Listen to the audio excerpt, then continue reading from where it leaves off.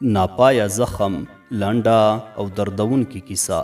امید لرم چې دغه خوندوره په زړه پورې او له درده ډکه کیسه تر پایه پورې راسره واورئ.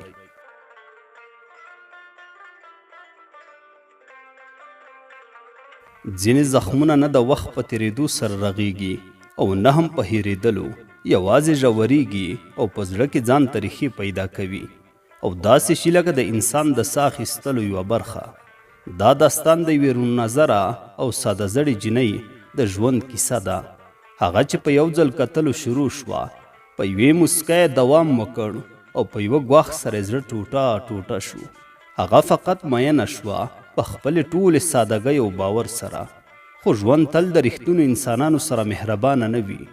دا د هغه جینۍ داستان دی چې د وعدو، دوکو، خیالونو او واقعیتونو ترمنځ ټپي شوه، داسې ټپ چې هیڅ پای نه لري.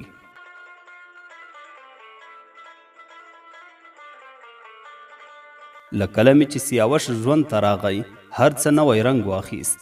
هغه مهربانه و، آرام و، خبرې هیله بخونکې وې. له ګډ ژوند، راتلونکي او له نیکمرغیو به یې راته ویل به یې دواړه به ښه ژوند جوړ کړو، بختوره به دې کړم. ما باور پرې کړی و، په ټولو خبرو مې زړه تړلی و.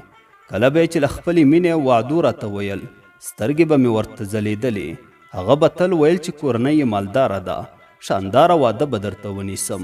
خو زما ځواب به تل یوه خبره وه: پیسې مهمې نه دي، د انسان زړه مهم دی چې د رښتیا مینه پکې وي، باقي خپله جوړیږي. ژمنه یې کړې وه چې په یوه میاشت کې له کورنۍ سره غږیږي. ما هم په شوق سره دا ورځې شمېرلې. سترګې په لاره به وم، له ځانه سره به مې ویل زه د نړۍ بختوره جینۍ یم، یو څوک شته چې له زړه راباندې مین دي. ورځې تېرېدلې، زموږ اړیکه هم ښه وه. سیاوش له ما سره ډېر مهربان و، هېڅکله یې کوم شک نه کوو، فشار به یې نه راباندې راوړ. زه هم زیاته خوشحاله وم چې یو را سره رښتیا مینه لري. مین دی راباندې. ورو ورو مې احساس کاوه چې ما هم زړه پرې بایللی. هو، زه رښتیا پرې مینه وم، زړه مې ورپورې تړلی و. د یوې میاشتې واده یې چې راکړې وه، وروستۍ ورځې یې وې. زړه کې مې ویل له یوې خوا مې خور هم نوره پتلو ده او هغه ویل چې یوه میاشت کې به له کورنۍ سره غږېږم. ښه نو زه هم ډېره خوشحاله وم. فکر مې کوو چې د ځمکې بختوره جینۍ زه یم. وروستۍ ورځې وې. خور مې ویل زنګ ورته ووهه، وګوره چې څه شو، وخت هم پوره دی. له هیجانه ډک و په اندېښمن زړه مې ورته زنګ وکړ. سیاوش ټلیفون واخیست، د تل غوندې آرام او خوږ وغږېده. کله مې چې موبایل خور ته ورکړ، ویې پوښت: سیاوشه، له کورنۍ سره دې وغږېدې؟ او دلته و چې هغه بهانو ته مخه کړه. ویې ویل ورور مې تر اوسه نه دی نامزاد شوی، اول باید هغه واده وکړي، اوس دومره پیسې نه لرو. زړه مې مات شو. هغه څوک چې تر پرونه له خپلې شتمنۍ غورې کړې وې، نن یې د پیسو نشتوالی بهانه کړ. خور مې خفه شوه، ورته ویې ویل دا چې نیت دې جدي نه و، ولې مې د خور ته دوکه ورکړه؟ خبرې سره توندې شوې. هغه موبایل را بند کړ. چوپتیا مې لا پسې درنه شوه. خور مې په خواشینۍ سره وویل: اسرا، دا هلک دوکه درکوي. که دی رښتینی وای، خپله ژمنه یې پوره کوله. وګوره، یوه میاشت وخت مو ورکړی و، که رښتیا ویل حتما یې عملي کول. خو ما اوس هم په هغه پورې زړه تړلی و. تر اوسه مې باور درلود چې سیاوش مینه راسره لري. حتی کله مې چې خور هم رانه لرې شوه، بیا مې هم مسج ورته پرېښود. غوښتل مې په دلیل یې پوهه شم. سیاوش وویل ما درک کړه، شرایط سخت دي. او ما بیا په خپلې ټولې سادګۍ، ټولې مینې سره هغه وبخه. بیا مې بخښنه ورته وکړه. د سیاوش په مینه کې ورکه وم، اصلا نه پوهېدم څه وکړم. خور مې راته قهرجنه شوه، ډېره یې خوابدې کړم. ما اصلا نشو کولی یو سم تصمیم ونیسم. زه چې رښتیا پرې مینه وم، باور مې پرې وکړ. دوهم ځل لپاره مې فرصت ورکړ. د سیاوش په مینه کې دومره ډوبه وم چې د سمې او غلطې پرېکړې ترمنځ مې توپیر نشو کولی. په دې نه پوهېدم په کومه لاره چې روانه یم ټوله تیاره و تروږمۍ ده. میاشتې تېرېدلې، زما او د سیاوش مینه لا ډېرېدله. فکر مې کوو دا همغه مینه ده چې په ناولونو کې لیکي، یو بریا او ساده زړې، او دا هیله چې د تل لپاره به د یو بل سره وو. مګر هغه څه چې زه نه پرې پوهېدلم دا و چې کله کله د ډېرو مهربانیو تر شا پټې موخې او نیتونه پراته وي. لومړی ځل چې سیاوش رانه تصویري اړیکه وغوښته، مخالفت مې وکړ. ما ته سخته وه، له دې نه نه چې علاقه مې نه ورسره درلوده، بلکې د هغې حیا او تربیې له امله چې له ماشومتوبه ورسره رالویه شوې وم. خو هغه ټینګار وکړ، ویل به یې که مینه راسره لري بیا یې ولې نه کوې؟ داسې ښکاري چې مینه دې راسره نشته. یوه شپه مې چې حس کړه که همداسې مخالفت وکړم ښایي له لاسه یې ورکړم. خو هغه لا بده غوښتنه وکړه. ویې ویل داسې انځور راولېږه چې بدن دې ووینم. زړه مې ولړزېده. ورته مې ویل سیاوشه مینه له زړه کیږي نه په جسم، ولې داسې غوښتنه رانه کوې؟ اما هغه زه په خپلو الفاظو دوکه کړم. که مینه دې راسره درلودای وخته به دې دا کار کړی و. یا دې عکس راولېږه یا دې هېروم. او ما چې په خپل ټول وجود مینه ورسره درلوده پاتې راغلم. د ده د بایللو له ویرې مې داسې کار ته زړه ښه کړ چې باید نه مې وای کړی. عکس مې ورته ولېږو، مګر دا خلاصون نه و، د داسې مسلسلو غوښتنو پیل و چې هره ورځ به لا سختېدلې. له عکس وروسته د ویډیو کال غوښتنه وکړه. ویل یې زه باید ډاډه شم چې ته پخپله یې. هر څومره مې چې ورته وژړل، زارۍ مې ورته وکړې، هېڅ ګټه یې ونه کړه. وی ویل ته زما راتلونکې مېرمن یې، دا کارونه باید زما او ستا ترمنځ عیب نه وي. او بیا مې هم د مینې په خاطر خپل عزت له لاسه ورکړ. ویډیو کال یو عادت وګرځېده، یوه تلپاتې غوښتنه یې شوه. نور به سیاوش تل راته ویل که د مرګ په حالت کې هم وې باید له ما سره وغږېږي، که نه ته حتما خیانت کوې.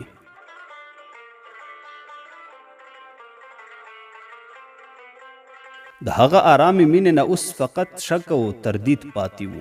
هر وخت به مې چې د کورنۍ له امله نشو کولی اړیکه ورسره ونیسم، یو تهمت به یې تر غوږو راتېراوه. ویل به یې په تا پسې یو بل څوک دی ځکه نه راځې. زړه مې نور له دې بدګمانونو ستړی شوی و، مګر تر اوسه مې هم مینه ورسره درلوده. هره شپه به له اوښکو سره ویده کېدلم.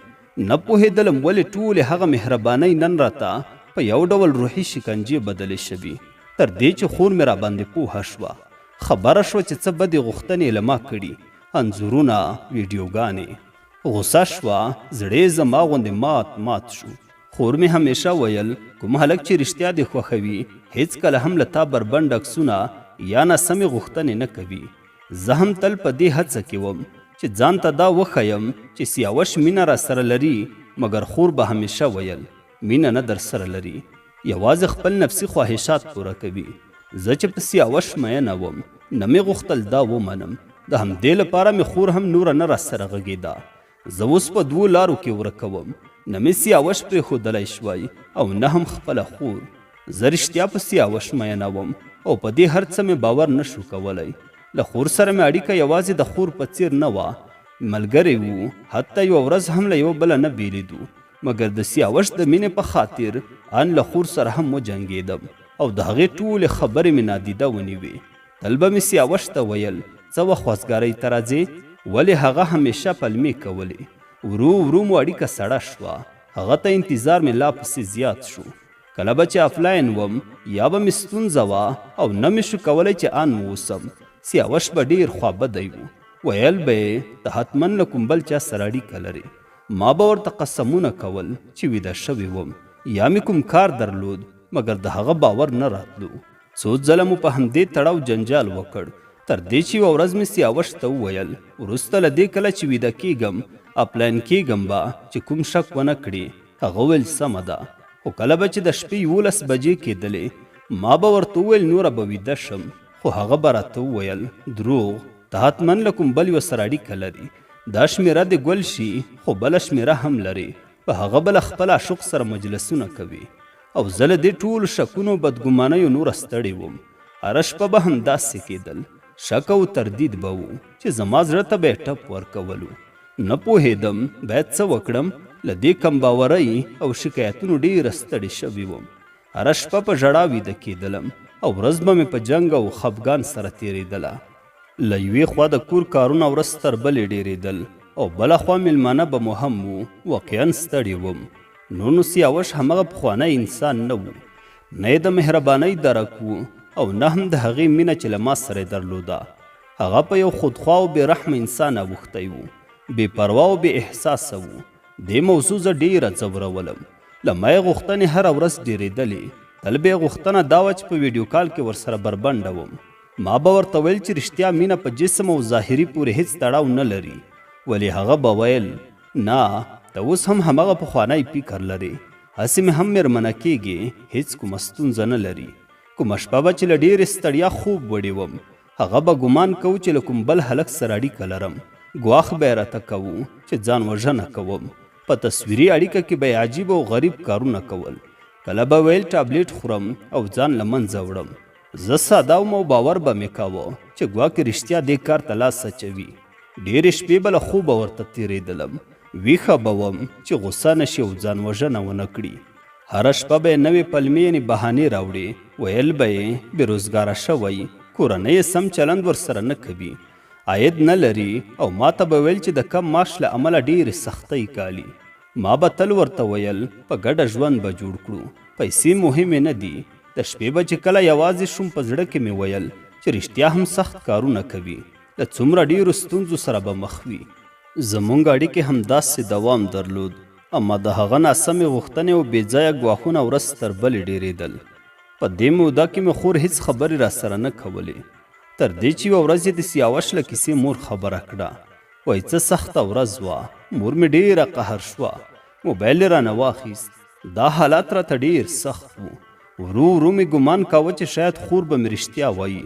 د یو څه وخت لپاره مې له مور نه ټلیفون پټ کړ. سیاوش ته مې په سختۍ سره میسج وکړ او له ټولې موضوع مې ورته وویل راشه خواستګارۍ ته، مور مې زموږ له اړیکې خبره شوې، ولې بیا یې هم راته بهانې وکړې. ویلې ته دروغ وایې، ویلې ته باید د کورنۍ په وړاندې ودرېږي. ما ورته ویل زه جینۍ یم، څنګه کولی شم داسې یو کار وکړم. په ژړا او په زاریو مې ترې وغوښتل چې راشي زما غوښتلو ته، ولې بیا به یې هم ویل که مینه راسره لرې صبر وکړه، باید د خپلې کورنۍ په وړاندې ودرېږي. ویل به یې پیسې نه لرم، دا خبرې نورې پرېږده.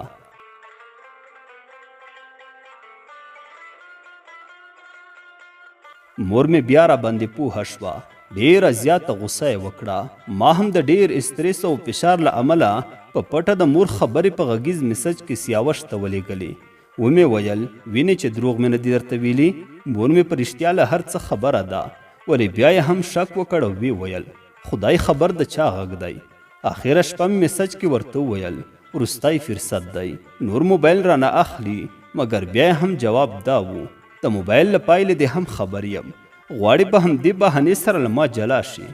حتمن بل کس دې ځان ته پیدا کړی، ولې قسم خورې که رښتیا مینه راسره لري، مور ته دې ووایه چې همدې هلک سره مینه لرم، که تباه هم شم خپله به شم، په تاسو پورې اړه نه لري، خپل ژوند مې دی. زه خوارکۍ چې واقعا ډېره ستړې شوې وم، هیڅ چاره مې نه درلوده. سیاوش به باور نه راباندې کوو، تل به یې ویل دروغ وایې. مجبوره شوم چې په زاریو د هغه خودخوا سیاوش څخه د مینې سوال وکړم. غرور مې ولوېده، زړه مې مات شو، قسم مې ورته وخوړ، ولې بیا یې هم وګواښلم که چیرې ما بلاک کړي یا دې مور ته موبایل ور وښایې ځان وژنم. ټول وجود مې له ویرې ولړزېده. واقعا نه مې غوښتل داسې یو څه واورم. سخته شپه وه، ما به تل ترې غوښتل چې خواستګارۍ ته مې راشي، ولې هغه به ویل ته دروغ وایې، حتمن یو بل څوک د ژوند ته راغلی، همدا خبره ده چې خیانت را سره کوي. په ژړا مې ورته وویل که بل څوک هم وي بیا ولې تا ته د راتګ وایم، دا د یوه ساعت خبره نه ده، د ټول عمر تړون دی. مګر هغه بیا هم بهانه راوړه، ویل به یې تباه کوم دې که لاړه شي. ومې ویل زه نه ځم، مور مې په هر څه پوهېدلې، راشه خواستګارۍ ته، زه رښتیا در باندې مینه یم. خو هغه ویل نه ته دروغ وایې.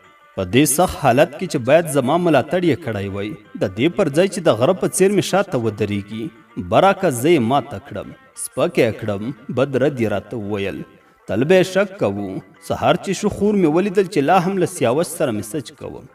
دا ځل یې نو په رښتیا موبایل رانه واخیست، راته ویې ویل ته خو په خپلو خو نه پوهېږي، سیاوش دې غولوي، د هغه ټولې شمېرې وربندې کړي، هیڅ نښه یې ترې پرې نه ښوده. نور نو دنیا را باندې بوج شوه، زړه مې مات و. نه ژړا را سره کومک کولو، نه هم چوپتیا، تش کالبد پاتې وم، لکه څوک چې له هر څه نه امیده شي او نه پوهېږي څه وکړي.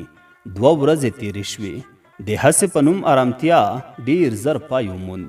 د نامعلومې شمېرې مې خور ته یو پیغام راغی، ستاسو د دواړو خوندې ژوند به در برباد کړم. غوسه راغله، وینه مې په رګونو کې ویشېده. له هغه پیغام وروسته یې له ما اخیستی لوڅ عکس رالیږلی و. خور مې وګواښله چې دا عکس دې ورور ته لیږم. ساه مې نه شوی اخیستی، ستونی مې نیولی غوندې و. هیڅ باور مې نه راتلو چې دا د سیاوش وي، هماغه هلک چې زما سره په مینه قسم وخوړ. ویل به یې بختوره به دې کړم، او اوس یې داسې ګواښ راته وکړ. څو ځله مې تکرار کړه چې دا سیاوش نه دی، دا نشي کېدی چې همغه سړی وي. مګر وو، واقعا همغه وو. خور مې له خپل ټول همت سره چې درلود له خپل ملګري آریان سره دا موضوع شریکه کړه. آریان یې د ورور غوندې و. هغه سیاوش ته مسج وکړه، ورته ویې ویل دا ډیر بزدلانه کار دی. څنګه کولی شي د هغې جنۍ عکس چې د مینتوب یې دا یې کړې د هغې خور ته ولیږي؟ خو سیاوش په ډېرې بې شرمۍ سره وویل مینه ورسره لرم. آریان سیاوش ته وویل څنګه کیدای شي یو څوک چې مینه در سره لري ګواښ ورته وکړي؟ څنګه امکان لري چې په خپله خوله وایي عاشق دی یم او بیا یې بربنډه عکسونه کورنۍ ته لیږي؟ سیاوش هیڅ نه منله، ویل به یې زه له اسرا سره مینه لرم. خو څه موده وروسته آریان را سره مرسته وکړه او زه یې پوهه کړم چې هغه اصلا یو بېوزله او بېمانه انسان دی. څه وخت سره تیر شو او نور له سیاوش نه کوم خبر نه و. زه به هم افلاین وم، هیڅ کار ته مې زړه نه کېدو، تر دې چې څه وخت وروسته د سیاوش پیغامونه بیا را پیل شول. دا ځل ما ته نه بلکې خور ته مې ګواښونه به یې کول. که اسرا له ما سره نوي عکسونه به یې خپاره کړم. ویرې مې ټول وجود نیولی و، مګر خور مې تر هغې ډېره پیاوړې وه چې ما یې فکر کاوه. تل به مې شاته د غره په څیر ولاړه وه، هر وخت یې زما ملاتړ کولو. خپله په هغه ورځو کې ړنده وم، نه مې مینه لیده نه واقعیت. باور مې نه راتلو چې یوه ورځ د سیاوش داسې کار ته لاس واچوي. خور مې ویل مه ډارېږه، زه در سره یم، شاته دې یم. هره شپه به مې د یو ویرونکي خوب غوندې وه. سیاوش آریان ته وعده ورکړې وه چې نور به مزاحمت نه کوي، خو د تل په څیر فقط یوه وعده وه، تر دې چې آریان مجبور شو پولیسو ته مراجعه وکړي. یو ملګری په پولیسو کې و او دا موضوع په شخصي توګه حل کړه. سیاوش ویل چې ټول عکسونه یې حذف کړي، خو وروسته جوته شو چې یوازې څو دانې د پولیسو په وړاندې پاک کړي وو. له نورو عکسونو یې کاپي اخیستې وه. وروسته له هغه یو څه وخت آرامي وه، نه کوم پیغام و نه کوم تهدید. زه به هم کله کله آنلاین کېدلم، یوازې د دې لپاره چې ځان د ناولونو په لوستلو بوخته وساتم. غمجنه شوی وم، کتابونه مې یوازینی پناه او آرامځای و. خو دې آرامتیا هم ډېر دوام ونه کړ. د سیاوش پیغامونه بیا را شروع شول، پرله پسې میسجونه کول، خو دا ځل به ګواښ نه و. ویل به یې تېروتنه مې کړې، هر څه د مینې له امله و، اما زما نور باور نه پرې راتلو. حتی د سیاوش ملګرو هم پیغامونه رالیږل چې هغه پښیمانه دی. ویل یې راشه بیا سره یو ځای شو.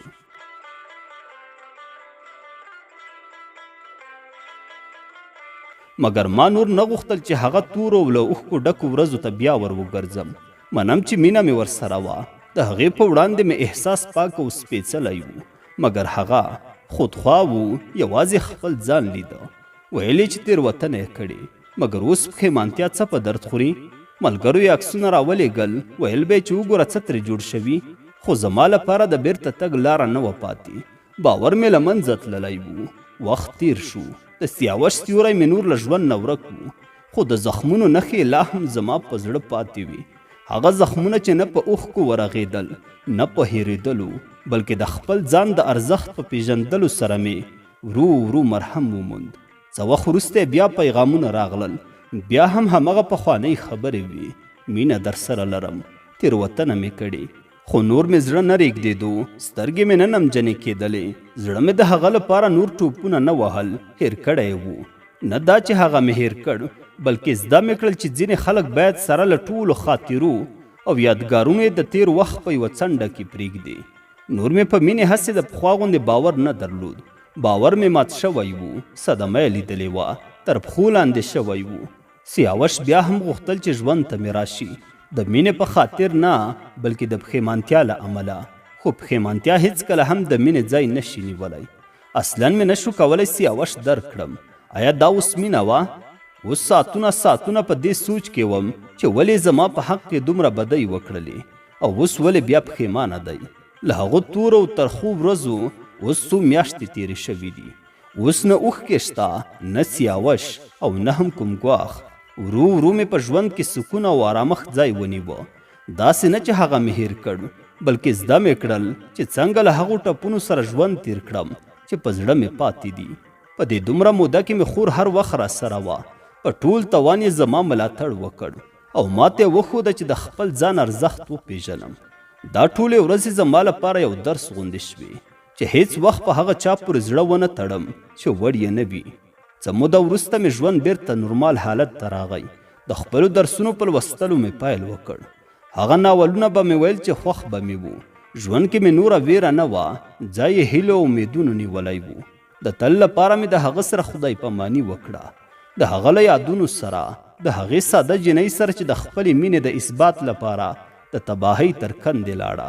نور نه غواړم هغې ویرې ته، هغو اوښکو ته، هغو تورو شپو ته ور وګرځم. زه اوس خپل ځان لرم، د غره په څیر خور مې را سره ده او دا له هر څه نه ما ته بسنه کوي.